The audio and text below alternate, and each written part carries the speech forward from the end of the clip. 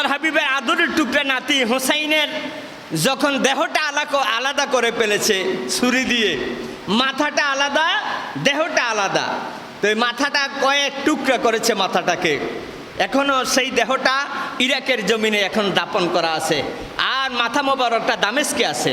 সম্মানিত সুধী, আপনাদের খেদমতে আরজ করব, যখন এজিদ এই ইমাম হোসাইনের দাঁতের মধ্যে যখন ছুরি দিয়ে গুতায়, ছুরি দিয়ে আঘাত করে, আল্লাহর হাবিবের একজন সাহাবী ডেকে বলেন, এই এজিদ, হোসাইনের যেই দাঁতের উপরের মধ্যে তুমি ছুরি দিয়ে গুতা দাও, ছুরি দিয়ে নড়াচড়া করো, কল্লা মোবারকটা আলাদা, দেহটা আলাদা।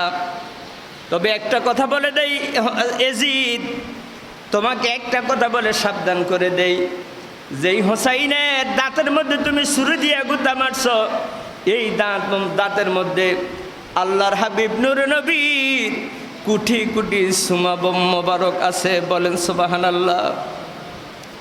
সম্মানিত শুধু এই হোসাইন, হযরত ইবনে আব্বাস নবীজির ডেকে বলে, হুজুর, আপনার চেহারা এত মলিন, আপনার চোখ মোবারক বেয়ে বেয়ে পানি পড়তেছে, আপনার হাতের মধ্যে ছোট একটা শিশি, ভিতরে লাল কি যেন দেখা যায়, আপনি কেন কাঁদেন গো নবী? আপনার চোখ মোবারকে পানি দেখলে আমরা সইতে পারি না। আল্লাহ নবী ডেকে বলে, ইবনে আব্বাস, আমি এইমাত্র কারবালার ময়দান থেকে এসেছি, আমার হাতের মধ্যে শিশি দেখছো, এটা দুনিয়ার কোনো জিনিস নয়, এটা হলো আমার নাতি হোসাইনের রক্ত মোবারক। বলেন সুবহানাল্লাহ।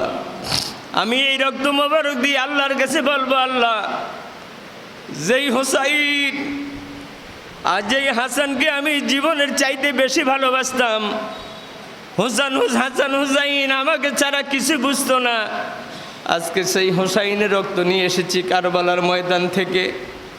সম্মানিত সুধী, আল্লাহ নবী ইমাম হাসান হুসাইনকে এত ভালোবাসতেন, হাসান হুসাইন যখন কান্না শুরু করে দিতেন, ফাতেমা বলতো, হাসান হুসাইন, যাও তোমার নানার দরবারে চলে যাও।